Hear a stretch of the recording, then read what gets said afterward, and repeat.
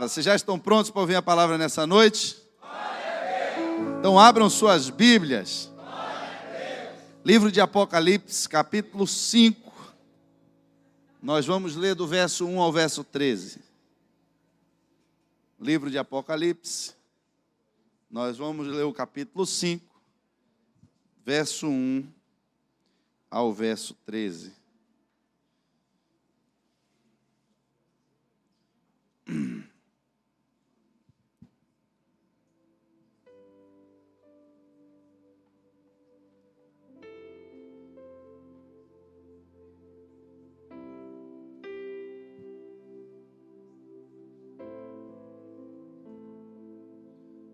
Livro de Apocalipse, capítulo 5, do verso 1 ao verso 13.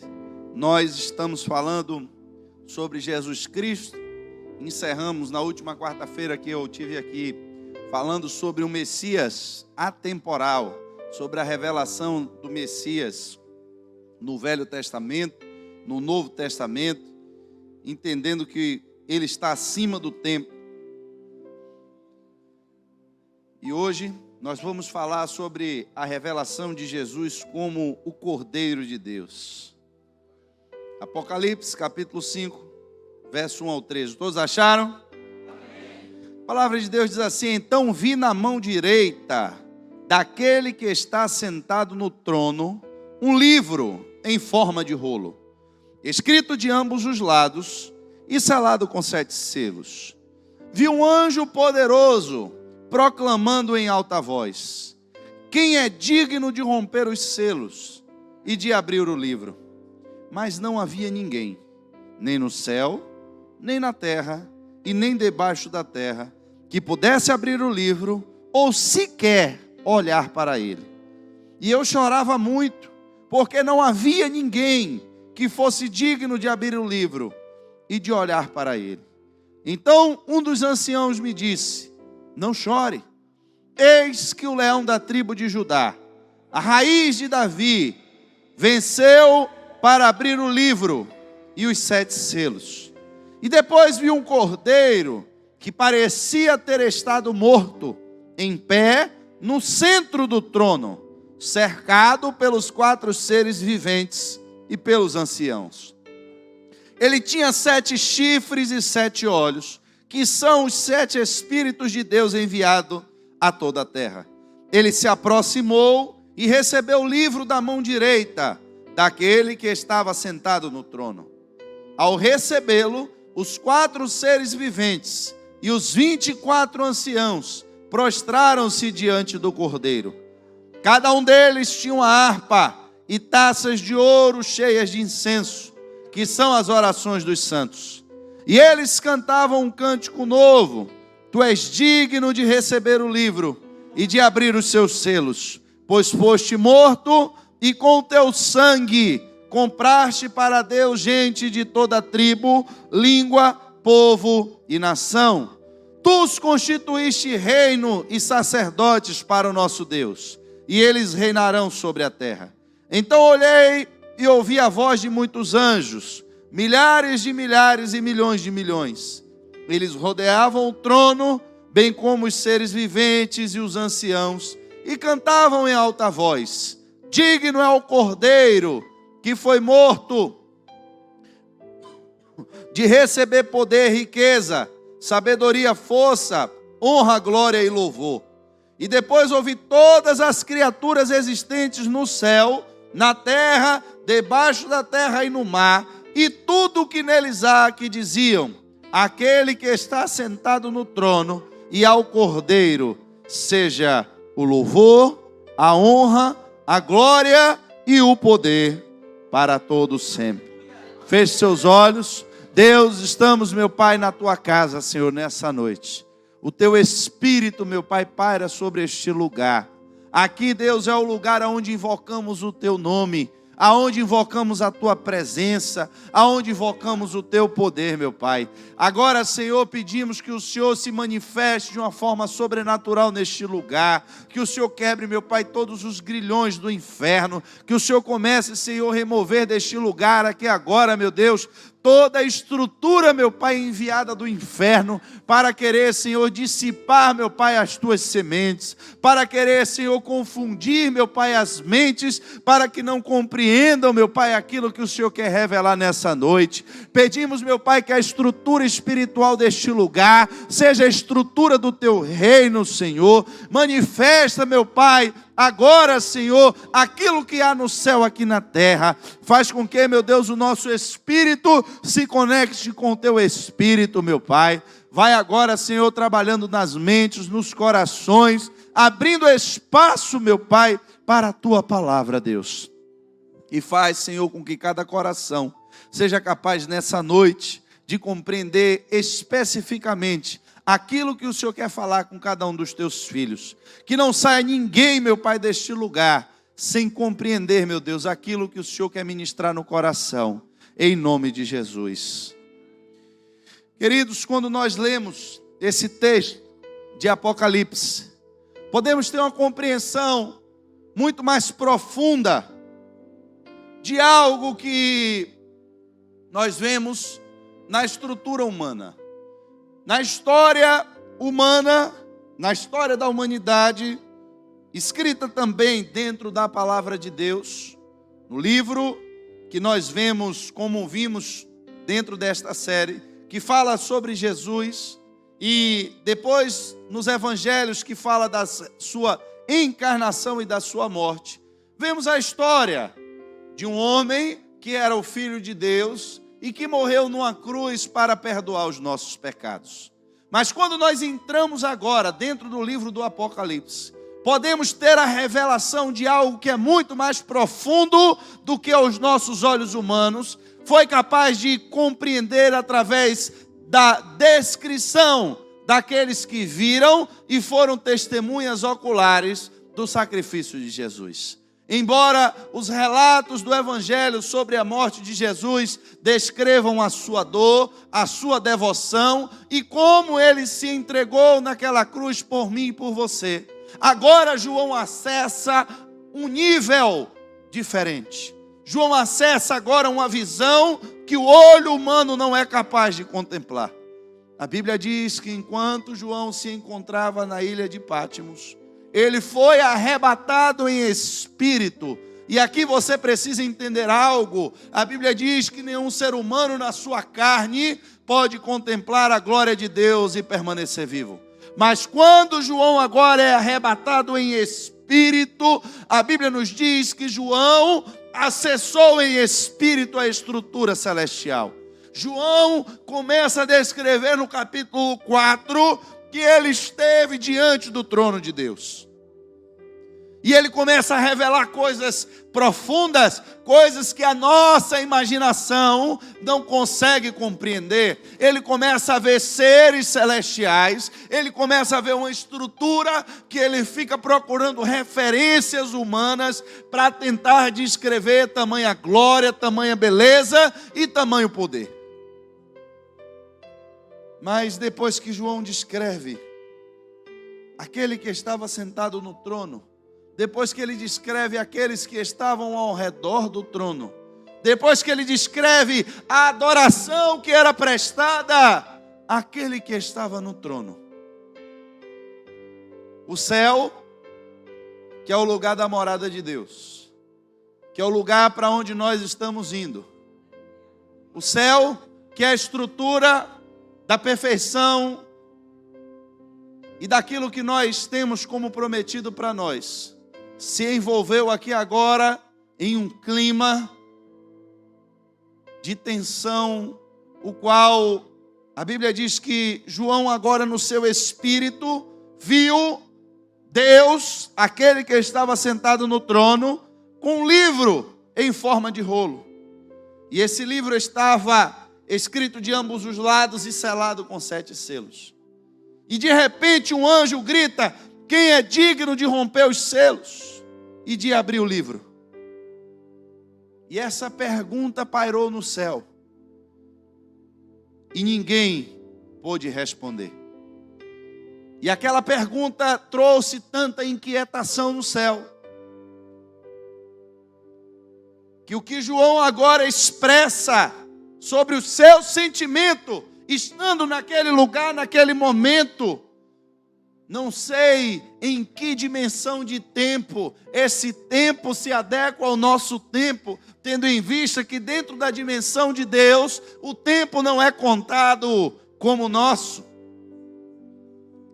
Não sei em que parte da história humana aconteceu esse momento em que João esteve presente. Mas um dia no céu, houve espaço para alguém chorar naquele lugar. Um dia, o céu se tornou um lugar de tristeza. Porque o anjo bradava: quem é digno de romper os selos e de abrir o livro? E a Bíblia diz que não havia ninguém, nem no céu, nem na terra, e nem debaixo da terra, que pudesse abrir o livro, ou sequer olhar para ele. E a Bíblia diz que quando João se deparou com essa situação, e com esse clima que se criou ali no céu, de impotência, de incapacidade, a Bíblia diz que João começou a chorar. E ele diz que começa a chorar naquele lugar, e não foi pouco, porque ele diz: e eu chorava muito, porque não havia ninguém que fosse digno de abrir o livro e de olhar para ele. E naquele momento, talvez, creio eu, que aquela história que estava selada, é a história do destino da humanidade, na qual a palavra de Deus se cumpriria à risca, porque Deus, quando deu a Adão o mandamento, ele disse a Adão que no dia que ele pecasse, ele morreria. E selou ali com a sua palavra a história da humanidade. E o rolo estava escrito na mão de Deus de ambos os lados. E a palavra de Deus não podia ser alterada. A história não podia ser mudada, porque o livro estava selado com 7 selos. E aí João começa a chorar, entendendo talvez ali por revelação o que estava acontecendo naquele momento no céu, entendendo que não havia mais esperança para a história da humanidade, entendendo que talvez aquele livro não houvesse mais possibilidade de ninguém alterar o que estava escrito nele. Aquele livro representava talvez ali a sentença de morte de toda a humanidade que um dia viveu. E quando João entra naquele desespero, e quando ele começa a chorar muito, um dos anciãos traz para ele uma revelação e diz para ele: João, não chore, porque o leão da tribo de Judá, da raiz de Davi, venceu para abrir o livro e os seus 7 selos. Creio eu que quando João ouviu essa palavra, o leão da tribo de Judá, ele esperava agora ver, de repente, um animal feroz, poderoso, cheio de autoridade, para pegar aquele livro e abrir, para trazer agora uma esperança para os que estavam ali no céu. Só que quando ele ouve a voz do ancião, a Bíblia diz que ele agora viu um cordeiro. E esse cordeiro, que parecia ter estado morto, estava agora no centro do trono, cercado pelos 4 seres viventes, e pelos anciãos. Irmãos, entenda algo. Aqui ele começa a dizer que ele tinha 7 chifres e 7 olhos, que são os 7 Espíritos de Deus enviados a toda a terra. E ele se aproximou, recebeu o livro da mão direita daquele que estava sentado no trono. E ao recebê-lo, os 4 seres viventes e os 24 anciãos se prostraram diante do cordeiro. Cada um deles tinha uma harpa, taças de ouro cheias de incenso, e cantavam agora, preste atenção, um cântico novo. Tu és digno de receber o livro e de abrir os seus selos, pois foste morto, e com o teu sangue compraste para Deus gente de toda tribo, língua, povo e nação. Aqui está agora a revelação do sacrifício de Jesus. Não visto mais pela ótica de um homem. Não está mais aqui a descrição da morte de Jesus, vista por João, quando ele descreve isso no seu evangelho. Não está aqui a descrição da morte de Jesus que você encontra no evangelho de Mateus. Não está aqui a descrição que você encontra em Marcos, em Lucas, porque esta visão era simplesmente, ou talvez já algo muito complexo para nós entendermos, mas a visão da morte de Cristo nesta dimensão. Mas se nesta dimensão, para os discípulos que o acompanhavam, para aquelas mulheres que choraram com a sua morte, e para aqueles que esperavam a sua ressurreição, já era algo tão difícil de aceitar.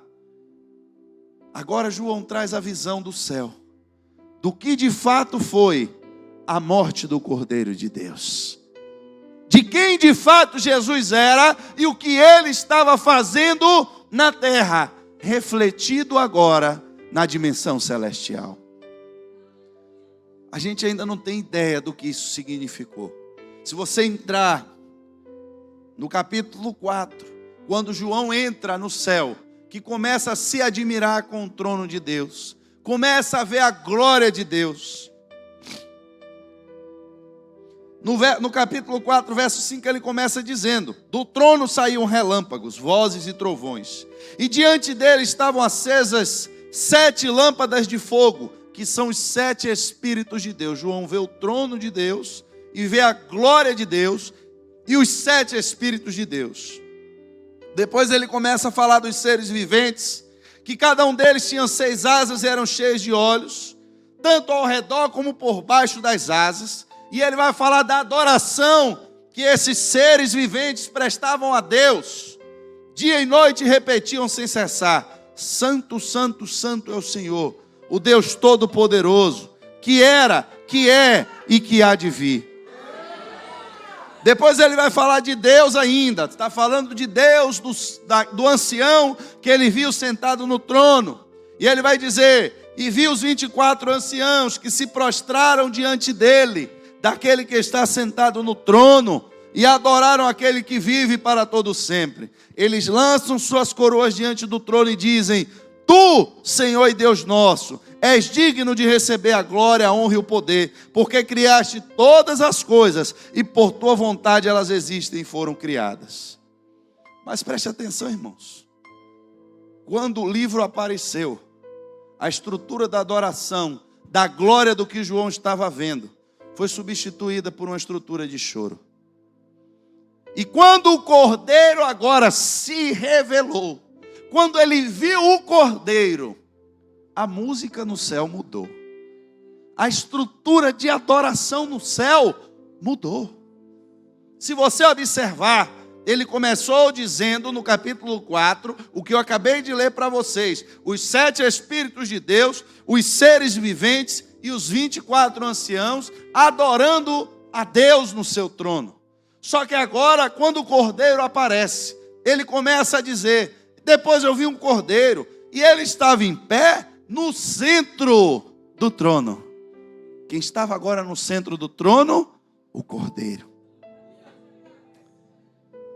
E ele vai começar a dizer que ele tinha agora 7 chifres e 7 olhos, que são também os 7 Espíritos de Deus. Mas são Espíritos de Deus enviados a toda a terra. E quando ele se aproximou, que recebeu o livro da mão direita do que estava sentado no trono, agora ele vai dizer que ao receber o livro, aqueles 4 seres viventes e os 24 anciãos que estavam se prostrando diante de Deus Pai, se prostraram agora diante do Cordeiro. E começa a dizer que eles tinham a harpa e taças de ouro cheias de incenso, que são as orações dos santos. E eles cantavam agora um cântico novo. Não era mais o cântico antigo de adoração ao Deus Pai, mas era agora um cântico novo. E que cântico era esse? Ele diz agora: Tu és digno de receber o livro e de abrir os seus selos, pois foste morto, e com o teu sangue compraste para Deus gente de toda tribo, língua, povo e nação. Tu os constituíste reino e sacerdote para o nosso Deus, e eles reinarão sobre a terra. Parou por aí o cântico novo? Os 24 anciãos que estavam cantando ao Deus Pai, passaram agora a cantar um cântico novo ao Cordeiro. Só que agora ele vai dizer: então olhei e vi a voz de muitos anjos. Eu acho que ele tentou contar. Conta 1, 2, não deu para contar. Ele disse: eram milhares de milhares e milhões de milhões. E eles rodeavam o trono, bem como os seres viventes, os anciãos, e cantavam agora em alta voz: digno é o Cordeiro que foi morto de receber poder, riqueza, sabedoria, força, honra e glória e louvor.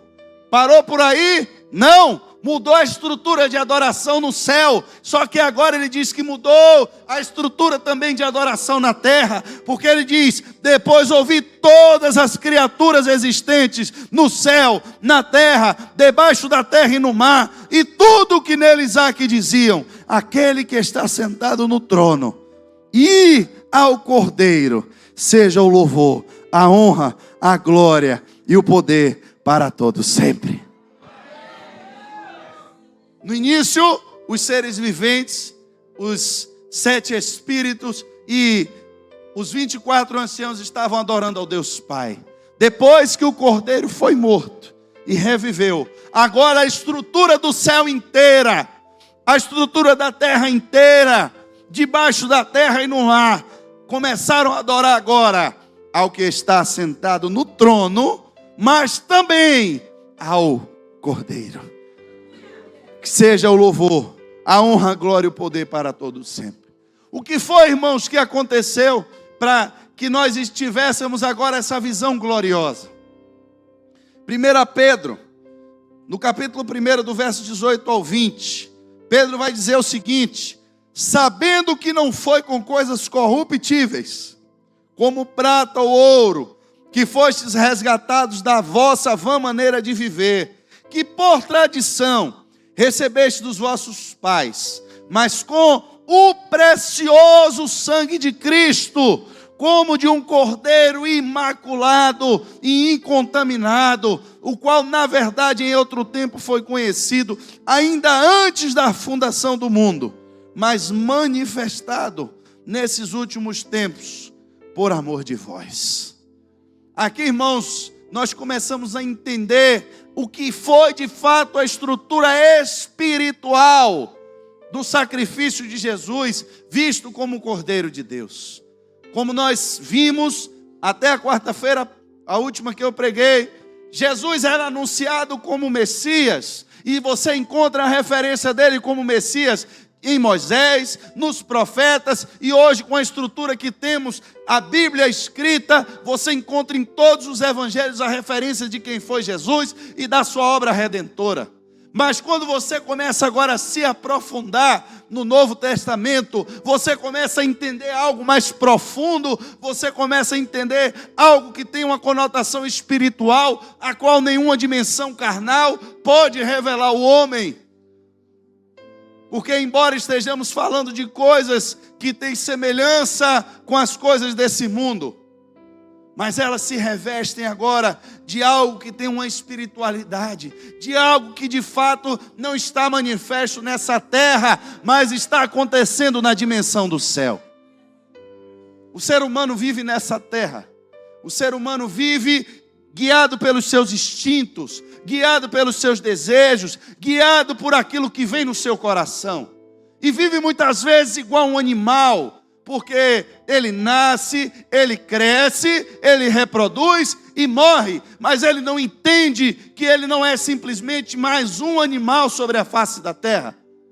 O ser humano ele não foi criado aleatoriamente, mas a Bíblia diz que a história de cada ser humano se inicia com a participação de Deus.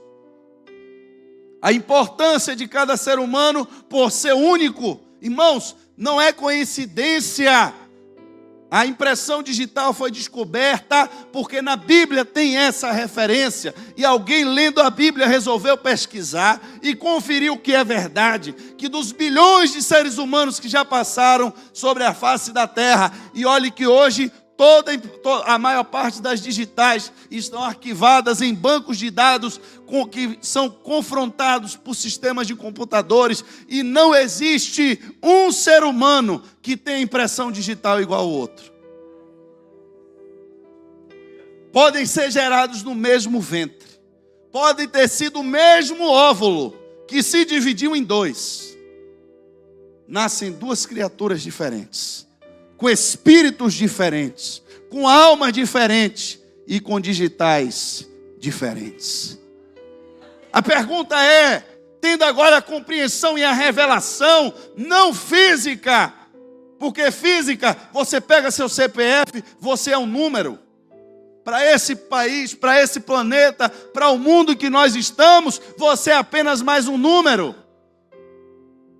Se você estiver no hospital, você é um número de um leito. Se você vai querer dirigir, você é o número de uma carteira de motorista. Se você vai procurar alguma coisa do governo, você é o número do seu CPF. Diante de Deus você tem nome. Porque Deus sabe exatamente quem você é.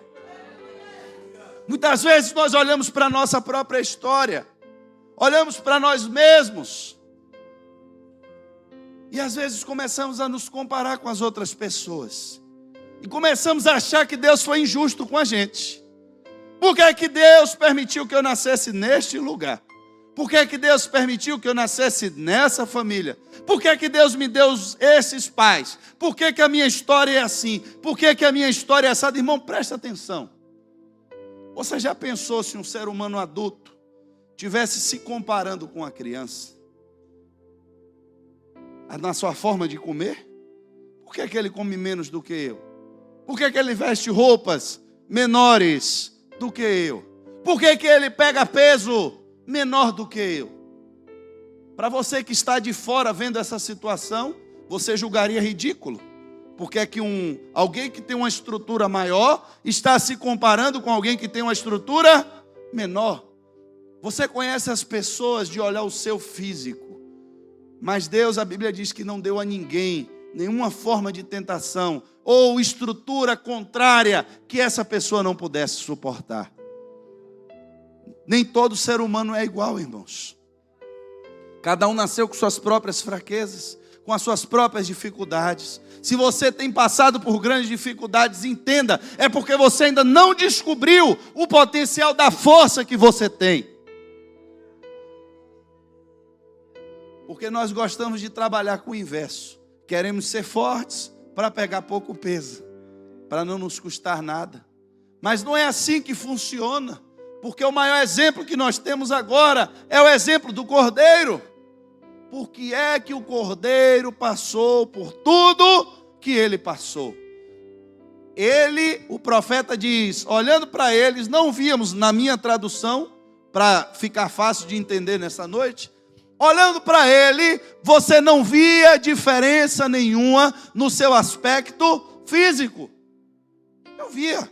Se ele entrasse nessa igreja e sentasse nesse banco, seria apenas mais um homem sentado, mais um homem com duas orelhas, mais um homem com dois olhos, com um nariz, com duas mãos, com dois pés. Mas entenda, no mundo do Espírito, o Espírito que estava nele era reconhecido. O Espírito que estava naquele corpo não era um Espírito igual ao Espírito que estava nos outros homens.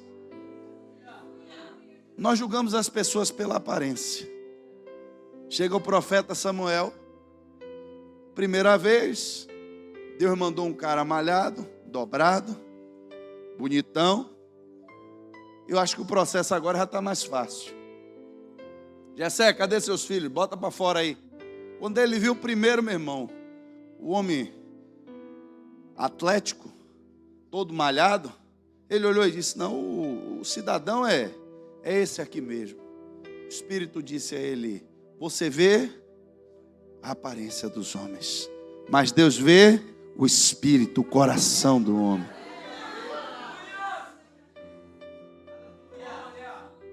Está passando um homem no meio da rua.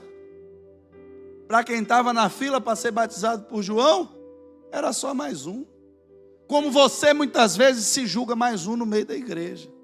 Você se julga mais um, coitadinho, que está aqui para os irmãos orarem por você. Ei, meu irmão, presta atenção. É você que tem que levantar com suas pernas. Você ainda não entendeu isso? Se Deus está colocando na sua mão luta, é para você vencer. Se a luta está grande, é porque o potencial que está sobre você também é um grande potencial. Mas a gente muitas vezes se acovarda. Vê o gigante da terra e aí diz: oh Deus, a gente quer voltar para o Egito. Uma chicotadinha de vez em quando não fazia mal a ninguém. Que pelo menos a gente comia peixe fresco, cebola, alho. Uma cebola refogada com filé de tilápia do Nilo, já pensou? Sangue de Jesus. Irmão, que tribulação é essa? A terra mana leite e mel. Um cacho de uva precisa de 2 homens para botar nas costas. Eu acho que o cara com fome meio-dia comia uma uva e enchia a barriga. Que uva atribulada é essa que o homem tem que botar um cacho com 2 pessoas nas costas para carregar? Mas o povo olhou para eles, olhou para o inimigo, olhou a estrutura física, e qual foi a conclusão deles? Diante deles, nós parecemos gafanhotos. Sangue de Jesus. Eles estavam vendo apenas a estrutura humana, estavam vendo apenas o que estava por fora. Eles não estavam vendo o que estava por dentro. Eles não tinham entendido ainda que quando eles pegavam naquela espada, o Espírito de Deus se apoderava deles e nenhum inimigo podia resistir ou ficar de pé diante deles. Eles não entendiam que era Deus que agia por intermédio deles. E aqui também tem um segredo, irmãos. É por isso que muito crente se acaba. Mas se acaba mesmo de ficar só o caco. Porque ele começa a fazer tudo certinho. Você já viu quando alguém vai no médico, que sente uma dor, uma tribulação do inferno, que sai de lá, o médico passa uma dieta, o médico passa um negócio, o cara vai na farmácia, compra os remédios, tudo que o médico passou. Chega em casa, senta na cadeira, fica parecendo um anjinho, né? E aí vai no mercado e compra comida de dieta, e compra folha, e compra não sei o quê, e aí senta e começa no primeiro dia, com um relógio com um despertador do lado, deu horário, hora da maçã, hora do remédio, hora da água. Irmão, passou uma semana sem sentir dor, o despertador já não sabe onde está, a maçã já acabou, e aí embora comer um hambúrguer frito, e ovo frito, e aí o pau quebra, daqui a pouco está todo atribulado de novo, né? Às vezes dá um infarto fulminante em casa, não dá nem tempo de voltar no médico. Irmão, na vida espiritual é exatamente a mesma coisa. Está todo atribulado, todo endemoniado, traficante querendo matar, brigou com a mulher e se meteu com a mulher dos outros, e o cara com a arma atrás dele, onde é que ele vem socorrer? Na igreja. Chega parecendo um anjinho. Ô Jesus, pelo amor de Deus, tem misericórdia da minha vida? Ô meu pai, me livra dessa tribulação que eu não vou lá mais. Aí chega a notícia: olha meu irmão, o cara que queria lhe matar, já deram fim nele lá. Ô glória, ô Jesus, o senhor é tão bom. Aí o primeiro dia diz: olha, o pastor está marcando uma vigília. Antes da vigília ele já quer fazer uma vigília de dia. Já que tribulação é essa eu não sei, mas já chega mais cedo. Já junta uns 10 irmãos aqui e diz: não, a vigília é 10 horas, a gente já vai começar a orar de 6. E o negócio vai ter culto na casa do irmão do ministério feminino. E aí ele já está lá perguntando: vem cá, eu não posso ir também não. Até para o culto das mulheres quer ir. Sangue de Jesus, tribulação. Só que aí começa a prosperar, as coisas começam a dar certo, já não tem mais inimigo perseguindo, arruma um emprego, começa a ganhar um dinheirinho, porque ele ainda não entendeu que não mudou, não foi a estrutura física. Quem olha para a cara dele, vê aquela mesma cara pálida de sempre, o mesmo cabelo, a mesma orelha, só que agora quando ele age, Ele não age somente por si, mas o Espírito de Deus agora está sobre a vida dele. E a coisa começa a dar certo. E começa a achar a graça de Deus, o favor de Deus. Só que o homem, assim como no exemplo lá do povo de Israel, vê o inimigo e teme porque olha para a sua estrutura física, quando ele também vê grandes vitórias, ele olha para a sua estrutura física e agora acha que tudo veio dele. Ele acha que o que ele conquistou foi com o braço dele, foi com a mão dele.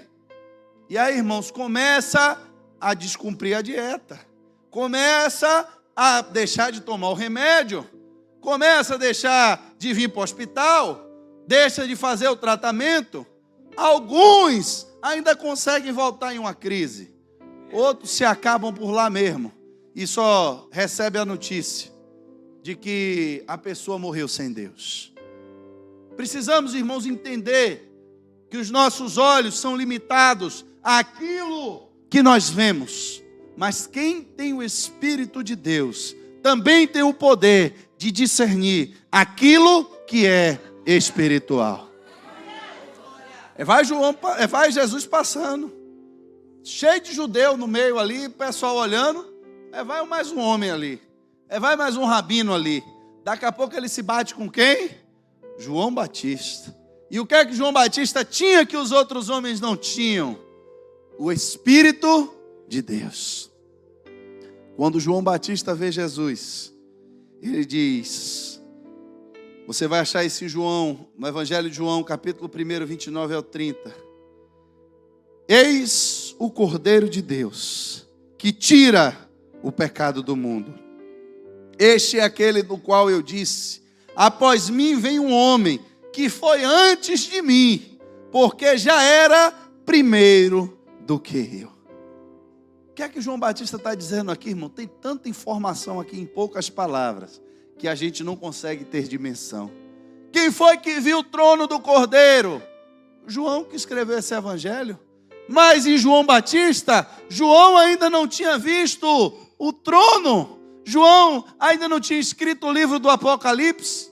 Quem foi que revelou a João Batista a obra redentora e salvadora e a figura de Jesus como Cordeiro? O Espírito Santo de Deus. Aquela voz que chamou ele quando ele estava ainda no deserto. Quando ele bateu o olho em Jesus, o Espírito que estava nele disse, eis o Cordeiro de Deus. Aquele que lá agora no céu vai ser digno de abrir o livro e de tirar os selos, para que a história do homem possa mudar, para que venha agora esperança de vida, para que o choro se transforme em cântico, para que a glória de Deus agora seja manifesta na vida daqueles que servem ao Cordeiro de Deus. Eis o Cordeiro de Deus que tira o pecado do mundo. Não era o que tirou o pecado do mundo, não é o que vai tirar o pecado do mundo, é o que tira, porque Ele sempre tira, porque Ele é antes de mim, Ele é depois de mim, porque Ele não tem princípio e não tem fim, porque o Cordeiro é a manifestação de Deus.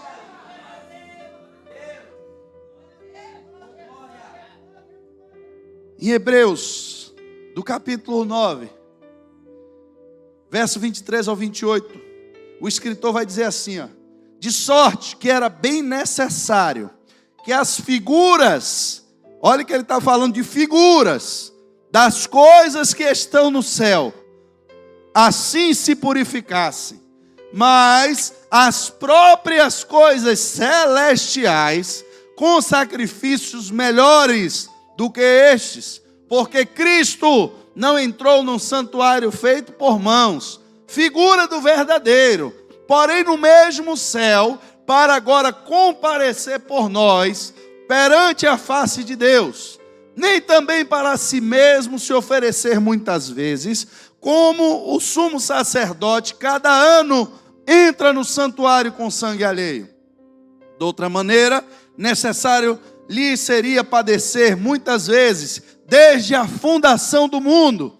Mas agora, na consumação dos séculos, uma vez se manifestou para aniquilar o pecado pelo sacrifício de si mesmo. E como aos homens está ordenado morrer uma vez, vindo depois disso o juízo, assim também Cristo, oferecendo-se uma vez para tirar os pecados de muitos, aparecerá uma segunda vez, sem pecado, aos que esperam para a salvação. O que é que o escritor está dizendo, irmãos? O que é que o escritor dos Hebreus está dizendo? Ele começa falando para nós que existem coisas que vivemos nessa terra, que aos olhos humanos elas têm um valor, mas têm um valor porque simplesmente são figuras, são símbolos, são representações das coisas verdadeiras e que de fato existem no céu. Quando Moisés recebe a planta do templo, Deus deu a ele os detalhes de tudo como deveria ser feito, com medidas exatas, com formas exatas e com locais exatos. Moisés não inventou da cabeça dele o tabernáculo. Ele não inventou da cabeça dele o local do sacrifício. Foi Deus quem disse como ele queria que fosse construído. E agora o escritor dos Hebreus nos diz que o tabernáculo que existia na terra era uma cópia, uma figura, um símbolo do santuário que de fato é verdadeiro e existe nos céus. E ele diz que havia uma purificação das coisas terrenas. Ele diz que as figuras das coisas que estão no céu deveriam assim ser purificadas, mas as próprias coisas que são celestiais, com sacrifícios melhores do que estes. Que sacrifícios são estes? Quando você pega a Bíblia para ler, você começando do livro de Gênesis, você já vê o primeiro sacrifício sendo feito em Abel. Abel, logo que o homem peca, Deus de alguma forma, o livro do Gênesis é um livro muito resumido, porque senão passaríamos a nossa vida inteira só para ler o livro do Gênesis. Então muitos detalhes não tem como ser declarado dentro daquele livro, até porque Deus já revelou a Moisés em 40 dias ali no monte, a história de toda a humanidade, para que ele compilasse e escrevesse o livro do Gênesis. Não tinha ninguém com a caneta e papel lá em Adão, e botaram os rolos da história na arca de Noé, para chegar até nós. Sabemos a história da humanidade, porque quando Moisés esteve diante de Deus, Deus revelou a história da humanidade a Moisés. E esses detalhes, infelizmente, nós não sabemos com muita precisão, mas sabemos que Deus já havia ali ensinado aos filhos de Adão a linguagem do sacrifício. E Abel já oferece o primeiro cordeiro como sacrifício diante de Deus. Noé, de alguma forma, descendente de Sete, daqueles filhos de Adão que continuaram buscando a Deus, porque todo o resto se desviou de Deus, todo o resto abandonou o conhecimento de Deus, não transmitiram aos seus filhos o conhecimento de Deus. Deus procura sobre toda a terra, e a única pessoa que ainda buscava a Deus era Noé.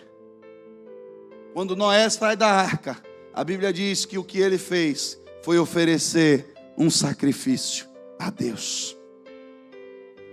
Dessa história, até chegar em Cristo, passamos por Abraão, em quem esse sacrifício que vinha de Noé, que vinha de Abel, que veio do próprio Deus, é potencializado agora na figura de Cristo.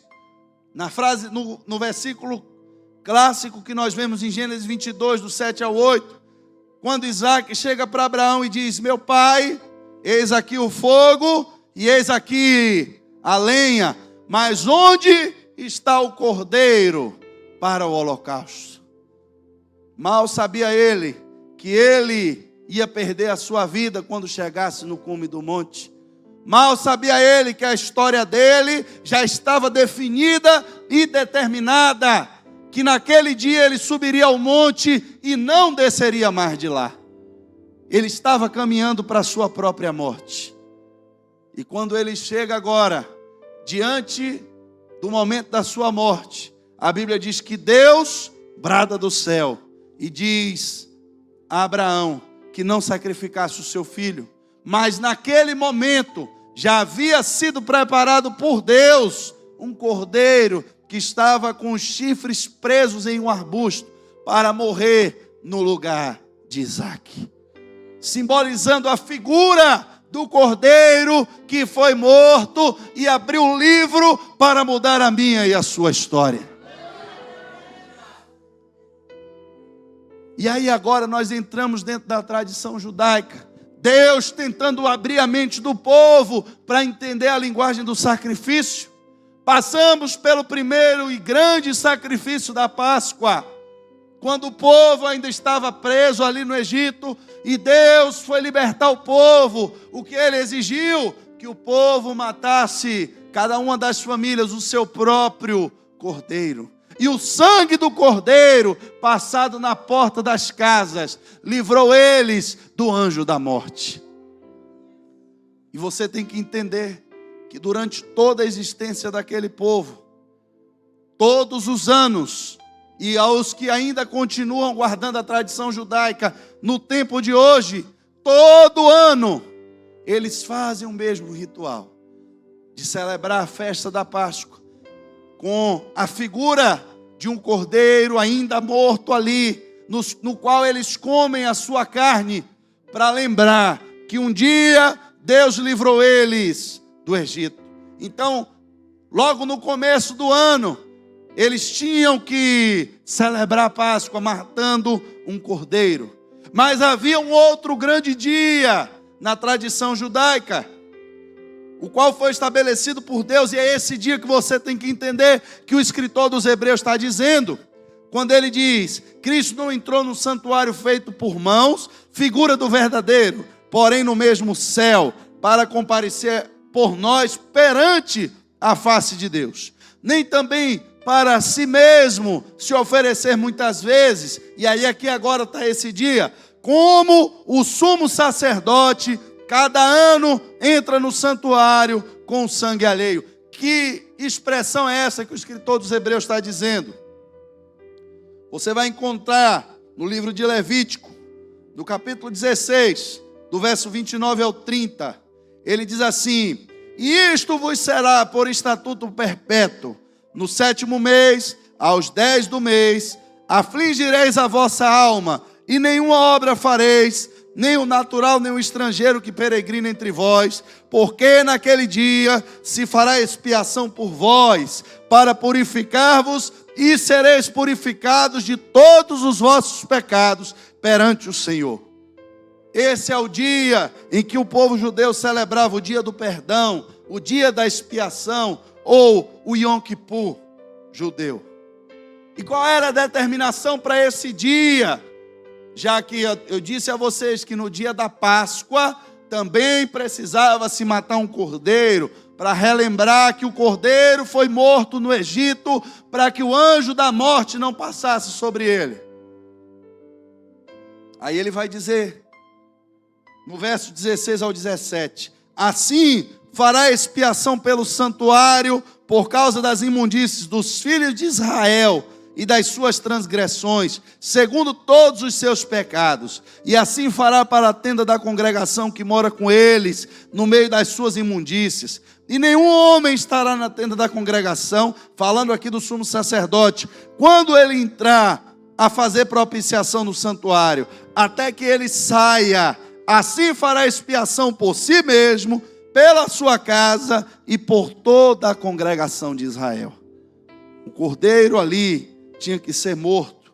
O sangue dos animais, nesse dia, tinha que ser colocado primeiro sobre o sumo sacerdote, sobre a sua casa, e depois sobre a expiação de todo o povo. 2 vezes no ano, aquele povo vivia esse momento.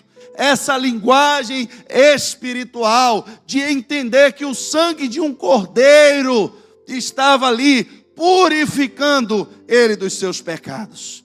Pelo menos 2 vezes no ano. Uma para entender que o sangue trouxe a vitória sobre a morte. E outra, para entender que o sangue purificava de todos os pecados. Todo ano tinham que celebrar essas duas festas, a Páscoa e o Yom Kippur.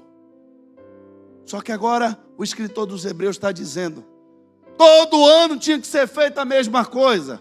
Só que agora Cristo, Ele ofereceu-se a si mesmo, porque Ele era o Cordeiro de Deus. Só que Ele também era o sumo sacerdote, e Ele não tinha pecado, então Ele não precisou oferecer sacrifício por Ele mesmo. Ele não ofereceu o seu sangue apenas na estrutura física. Quem viu com os olhos, viu até a última gota de sangue que foi vertida na cruz.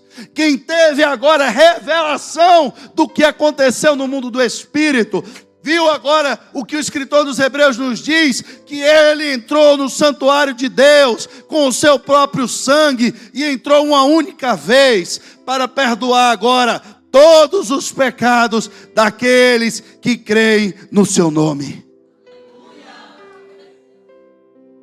É por isso que quando nós sentamos aqui nessa mesa, não precisamos matar um Cristo todos os meses. Ele morreu uma única vez. Ele morreu uma única vez. E Ele deixou para nós apenas um símbolo. Aqui está simbolizado pelo pão o meu corpo, e pelo vinho o meu sangue. Porque o meu sacrifício vai ser feito uma única vez. Assim como eles tinham que matar aqueles cordeiros todos os anos para simbolizar o Cordeiro de Deus que já havia sido morto desde a fundação do mundo. Era o simbolismo, o sangue do cordeiro, do animal, nunca na verdade foi capaz de salvar ninguém. Mas quando eles faziam aquilo pela fé, quando eles de fato pegavam aquele animal, matavam o animal e se cobriam com o sangue daquele animal, no mundo do Espírito, simbolicamente, era como se eles estivessem de fato pela fé, recebendo o sacrifício do Cordeiro de Deus. Hoje não precisamos mais matar animal, porque o sacrifício de Jesus é com o entendimento de que Ele morreu uma única vez. E agora o sangue dele não foi feito como figura, não foi simbolismo, foi real. E ele entrou agora no santuário de Deus e ofereceu a Deus o seu próprio sangue, pela culpa de todos nós. Porque quando Caim matou Abel, o que Deus disse a ele: aonde está o seu irmão? Tem coisas que nós fazemos, irmãos, que eu vou lhe dizer uma coisa: enquanto você não confessar, e enquanto você não pedir perdão, esse sangue vai lhe atormentar o tempo inteiro. Você pode entrar na igreja 10 vezes, 100 vezes, você pode ouvir a Bíblia inteira em áudio, em vídeo, e ler a Bíblia de joelho, fazer o que você quiser, campanha de oração, de libertação, jejum, o que você quiser. Você nunca vai ser livre da culpa, porque pecado tem um remédio para ser tratado, se chama confissão. A Bíblia diz que aquele que confessa e deixa, irmão, essa é a receita, não tem outra, não tem outra. Você pode ficar dentro dessa igreja 30 anos, ser membro dessa igreja, virar obreiro, virar auxiliar de pastor, virar baterista, você vai para o inferno. Você nunca vai ter paz na sua alma. Você nunca vai experimentar o Espírito de Deus na sua vida. Você nunca vai nascer de novo. Porque o Espírito de Deus não habita em uma estrutura de pecado. Então está cheio de santinho dentro da igreja? Não, irmãos. Lembra? O povo tinha que fazer sacrifício uma vez no ano. Para uma vez no ano eles entenderem que foi o sangue do Cordeiro quem livrou eles da morte. Uma vez no ano, eles tinham que sacrificar um cordeiro para entender que o sangue do cordeiro continua ainda purificando de todo pecado. Uma vez no mês, somos lembrados pelo sangue, somos lembrados pela carne, que este sangue continua nos purificando do pecado. que este sangue continua nos livrando da morte. Que o castigo que era para nós, pastor, eu fiz tanta coisa, que se eu contasse o que eu fiz aqui, a igreja ia me linchar. Eu sei. E era isso mesmo que você merecia, ser linchado. Então Deus é injusto? Como é que agora o Senhor diz que um cara que matou, que torturou, que fez perversidades, que abusou de crianças, um pedófilo, como é que o Senhor diz agora que Deus tem perdão para esse tipo de gente? O senhor não acha que Deus devia formar uma comissão na igreja do cacetete? E quando essas pessoas dissessem que se arrependeu, passar uma semana tomando paulada na cabeça, de joelho no milho, tomando choque elétrico, para ele ser perdoado? Tudo isso, irmãos, foi descarregado nas costas de Jesus. Naquela noite, quando ele participou da ceia, ele recebeu sobre ele os pecados que estavam sobre a nossa vida. E a justiça de Deus, que ia ser feita sobre a vida de cada um desses delinquentes, desses miseráveis, que hoje podem estar sentados nessas cadeiras, com a alma lavada e com a consciência pura. Agora nós entendemos o sacrifício de Jesus. Agora nós entendemos por que ele precisou sofrer. Por que ele foi açoitado durante uma noite inteira? Por que colocaram espinhos? Irmãos, o chicote do soldado romano tinha ossos na ponta, que quando batia nas costas cravava, e quando ele puxava lascava a carne. As costas de Jesus ficou sem pele, ficou em carne viva, de tanta chicotada que ele tomou. Um homem normal, se tomasse o tanto de chicotada que ele tomou, teria desmaiado. Por que ele não desmaiou? Porque ele precisava suportar o meu castigo. Ele precisava suportar a minha culpa. E ele acordou de manhã e deram a cruz a ele ainda de tarde para carregar. Cuspiram nele, bateram nele, tiraram a roupa dele, deixaram ele nu. E ele foi pelo meio de uma rua, arrastando uma cruz pesada nas costas, ao ponto dele já não ter forças para andar. E quando ele chegou no Calvário, ainda foi pendurado ali, exposto à vergonha e à zombaria, para que ninguém pudesse agora dizer que Deus é injusto, porque deixou um pecador miserável como eu viver. Porque se alguém se ousar chegar diante de Deus para dizer tudo que eu fiz de errado e tudo que eu merecia passar, tudo que Deus vai mostrar é o sangue de Jesus. Porque eu me escondi de trás da cruz de Cristo. Porque eu aceitei o sacrifício dele na minha vida. Porque quando eu sento nessa mesa, que eu como desse pão e bebo desse cálice, eu entendo o peso do pecado que estava sobre a minha vida. Eu entendo a condenação que estava sobre a minha vida. De tudo de errado que eu já fiz na vida e que cada um de vocês um dia fez. Mas pela revelação do Espírito e pela fé, compreendemos que tudo que precisávamos pagar, tudo que precisávamos passar, ele passou no nosso lugar. E agora em Apocalipse 12, verso 11, a Bíblia diz: eu ouvi uma grande voz no céu que dizia: agora é chegada está a salvação, a força e o reino de nosso Deus, e o poder do seu Cristo.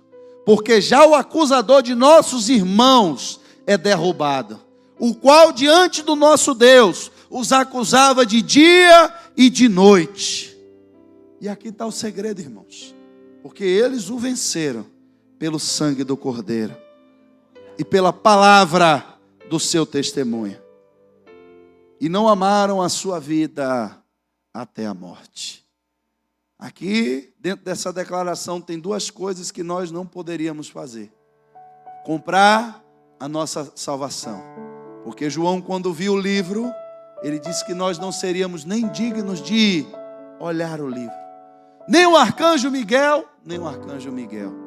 Nem o querubim ungido, nem o querubim ungido. Não havia ser celestial. Não havia ser terreno. Não havia nenhuma estrutura celestial que pudesse livrar o homem da sua condenação. que pudesse reabrir a lei de Deus e a história da humanidade, para nos dar uma esperança. E João foi contagiado pelo aquele sentimento e começou a chorar muito ali no céu. Mas se revelou para ele a figura do Cordeiro de Deus. E em lugar daquele ambiente triste, agora houve novo cântico, houve nova alegria, porque a estrutura mudou. O sangue do Cordeiro foi apresentado diante de Deus e a palavra do seu testemunho. Mas o que foi que Deus exigiu de nós agora? Que nós morrêssemos fisicamente igual Jesus? Vamos construir cruzes dentro da igreja e todo mundo que aceitar Jesus vai ter que ser chicoteado e pendurado na cruz para morrer. Não foi esse o processo. Ele só disse uma coisa: se você agora quer receber a minha vida, você precisa me dar a sua vida.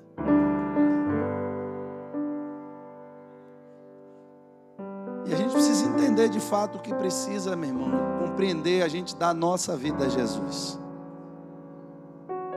Porque tem gente que acha ruim quando você está dando o seu dinheiro a Jesus. O que vale mais, o seu dinheiro ou a sua vida?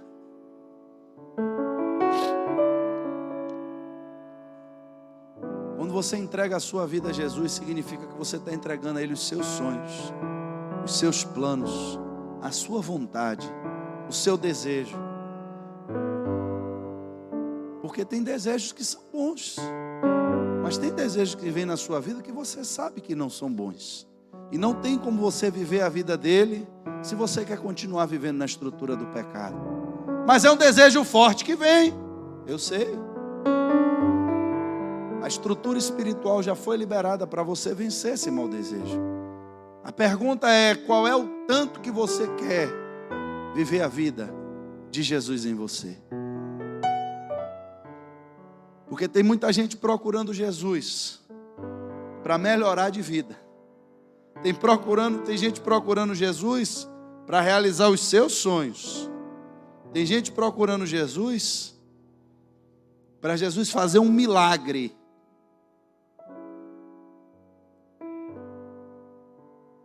Mas a forma correta de procurarmos Jesus é para receber a vida que Ele tem para nos dar.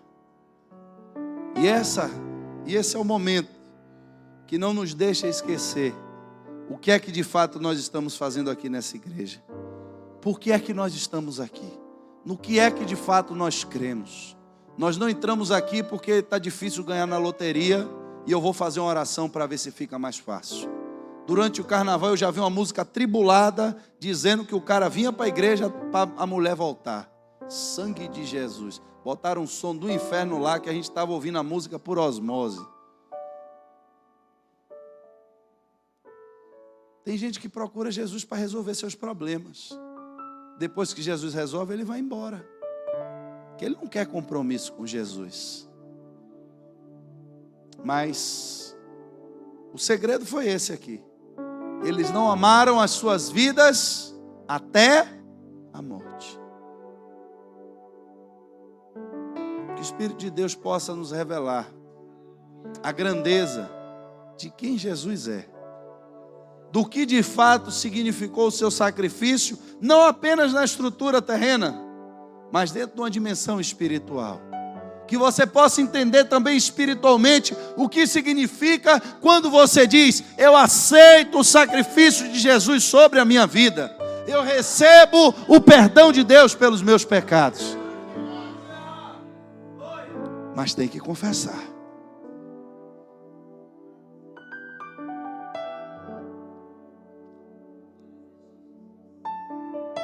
Jesus chegou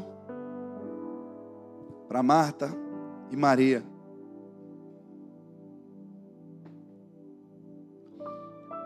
E elas começaram a reclamar com ele. Se o senhor estivesse aqui, meu irmão não teria morrido. E aí Jesus começa a dizer a ela: olha, mulher, seu irmão ele vai ressuscitar. Eu sei que ele vai ressuscitar no último dia. eu já entendi aquela história que o Senhor contou, que o Senhor vai morrer, vai ressuscitar, vai para o céu, e aí no último dia, o livro agora ganhou páginas novas. O livro agora ganhou a história da salvação da humanidade, através do Cordeiro que foi morto antes da fundação do mundo. Já entendi. Não, mulher, a vida começa agora, porque eu sou a ressurreição e a vida. Então vamos sentar agora no sofá e vamos assistir o milagre de Jesus, porque agora eu creio nele, eu creio no seu nome, e tudo vai voltar ao normal. Eu não sei porque Deus está me incomodando. Eu já tinha terminado de pregar, já botei no negócio da ceia. Tem algum mistério com alguém aqui nessa noite, e eu não vou ser desobediente. Vamos sentar para assistir o milagre de Jesus. Já fiz a minha parte, já servi a Jesus, já criei em Jesus, já creio na sua palavra. Vou sentar agora para ver o que ele vai fazer. Não, você está enganada. Onde foi que você enterrou o corpo? Eu quero ir até lá. Não, aí agora não dá mais para mim não. Eu creio no Senhor, creio que o Senhor é a ressurreição e a vida, creio no seu poder, mas deixa o homem morto dentro do buraco. Não, você escondeu porque estava fedendo. Você cavou um buraco na pedra e botou uma pedra maior ainda em cima, porque você não queria que ninguém visse os vermes comendo a carne. Mas ninguém está vendo, mas está acontecendo. Ninguém está vendo, mas a podridão está lá dentro. Ninguém está vendo, mas a sujeira está escondida lá dentro. Você quer ver o milagre? Quero. Então agora eu vou fazer o contrário. Sou eu que vou sentar, enquanto você tira a pedra. Porque enquanto você não tirar a pedra, eu não vou fazer mais nada.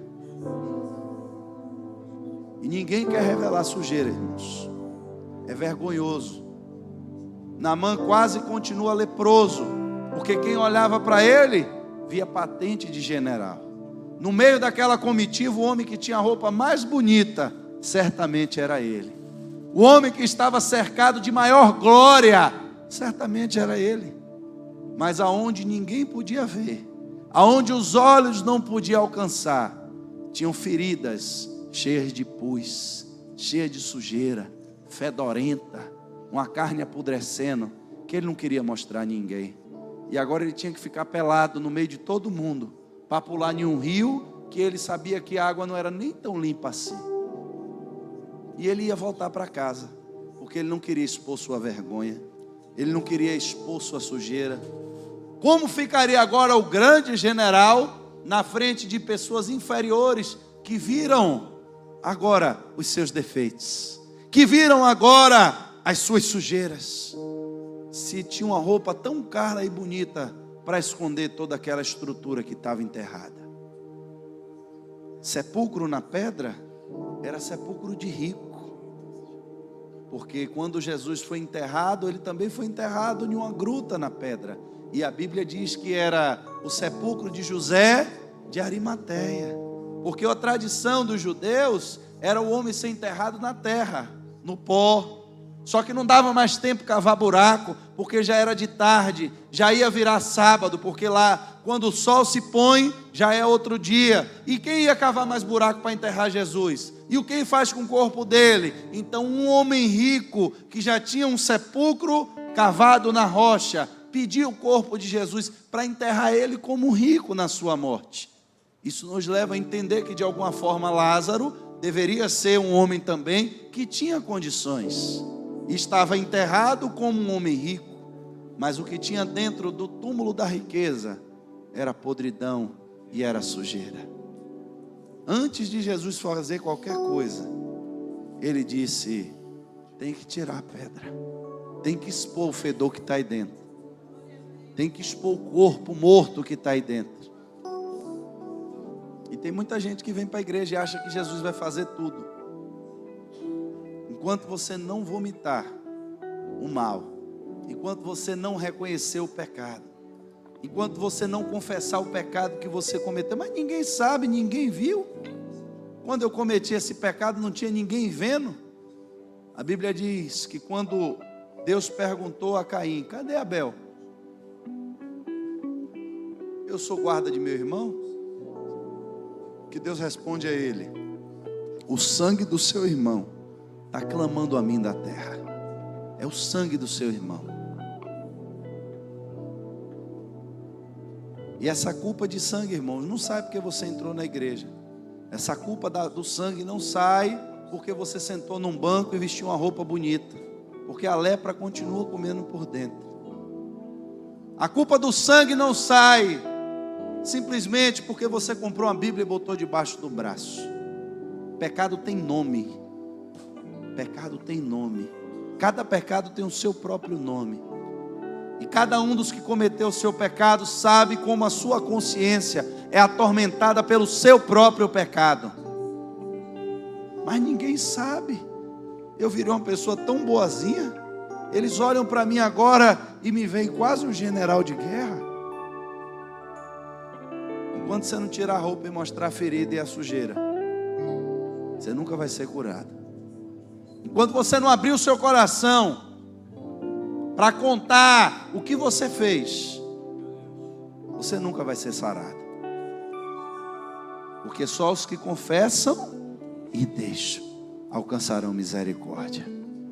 Aqui está o sangue, aqui está o corpo, o que anualmente era feito para lembrar duas coisas: que a morte já foi vencida, que a morte não toca naqueles que têm sobre si o sangue do Cordeiro. Mas eu cometi um pecado. Pois bem, chega o dia também da expiação, o dia do perdão, o dia que matamos o animal, para entender que através do sangue dele, Deus também perdoa os nossos pecados. Hoje não temos um cordeiro sobre a mesa, porque o Cordeiro de Deus foi morto uma vez para não precisar mais. E ele deixou essa figura para nós, a figura do pão que é o seu corpo, e a figura do vinho que é o seu sangue, nos dizendo que um dia ele foi morto, mas um dia ele voltará.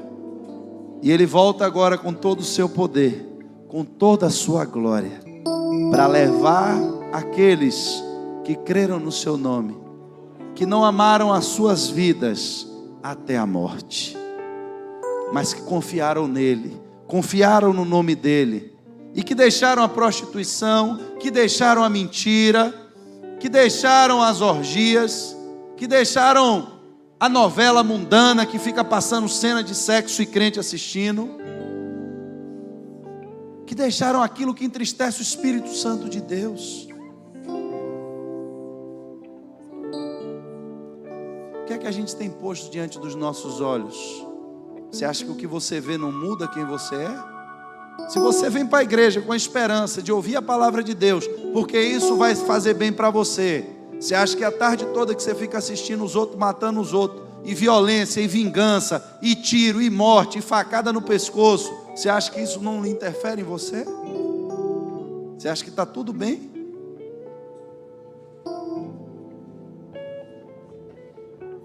Vamos tomar cuidado com aquilo que estamos pondo diante dos nossos olhos, com aquilo que está entrando nos nossos ouvidos, porque a mesa está aqui, o vinho está aqui, o pão está aqui, nos mostrando que ainda há perdão para o nosso pecado, nos mostrando que ainda vencemos a morte pelo poder do sacrifício de Jesus. Mas quando Ele voltar e levar a sua igreja, dias terríveis estão esperando essa humanidade. O dia da ira de Deus, o dia do castigo de Deus. E depois disso, ainda haverá um julgamento, no qual aqueles que agora não foram encontrados com o nome no livro do Cordeiro. O Cordeiro tem um livro, ele anotou o nome de todos aqueles que creem no seu nome. Para o Cordeiro você não é um número, para o Cordeiro você não é uma estatística, para o Cordeiro você tem nome. Esses serão lançados no lago de fogo, que será a segunda morte. Se a gente pudesse ver, irmãos, o simbolismo disso aqui, mas compreender diante de uma revelação do que de fato isso representou no mundo do Espírito, entenderíamos com muito mais seriedade o que representa esse momento nessa noite. Eu queria que todos ficassem de pé. Eu queria chamar os obreiros que vão estar trabalhando, mas enquanto eles se aproximam, eu queria já te encorajar nessa noite a repensar a sua vida. Irmãos, tem muita gente que vai para o inferno por causa da mentira, irmãos. Porque é uma mentirinha aqui, é uma mentirinha ali, e quando não percebe, a vida da pessoa já está pautada em mentira.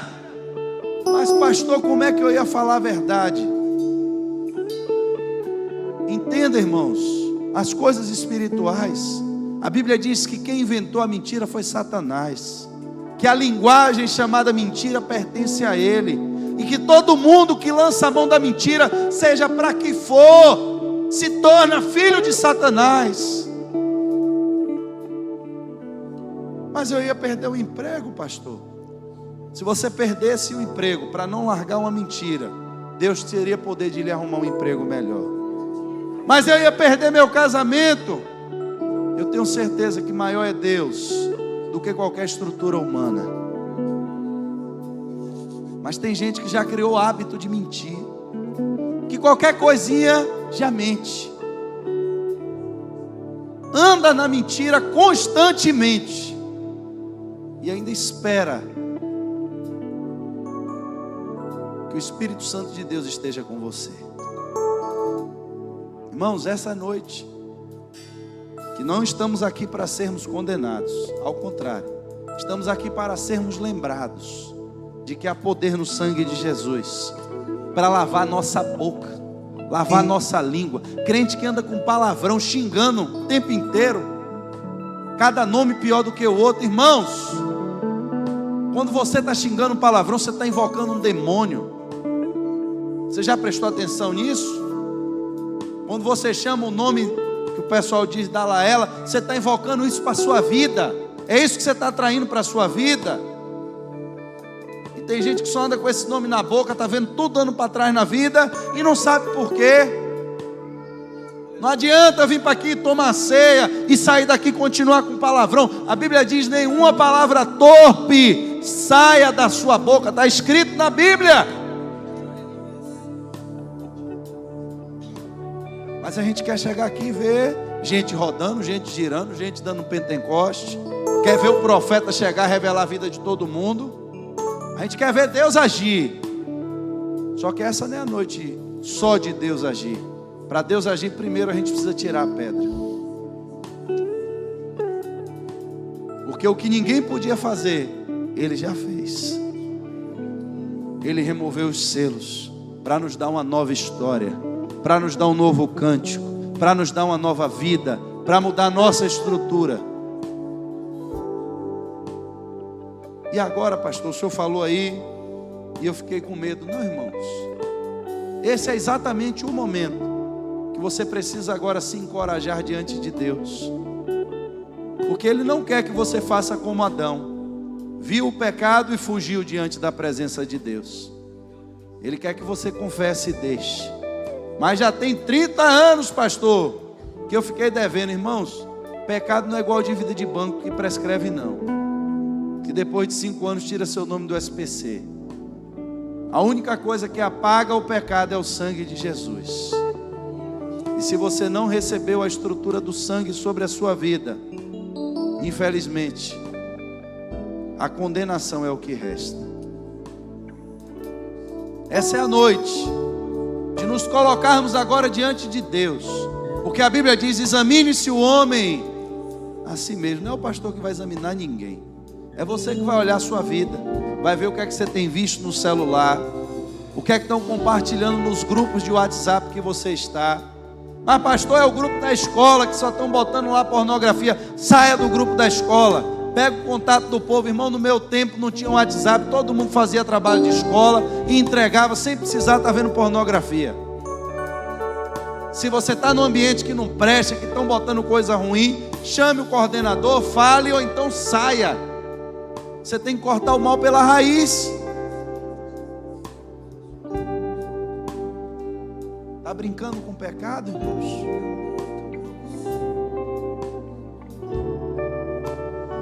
É o tempo que você vai ter agora com Deus, enquanto nós vamos estar apresentando os elementos, vamos estar nos preparando para celebrarmos essa ceia. É o tempo que você tem com Deus aí, e você está orando, invocando a presença de Deus sobre a sua vida.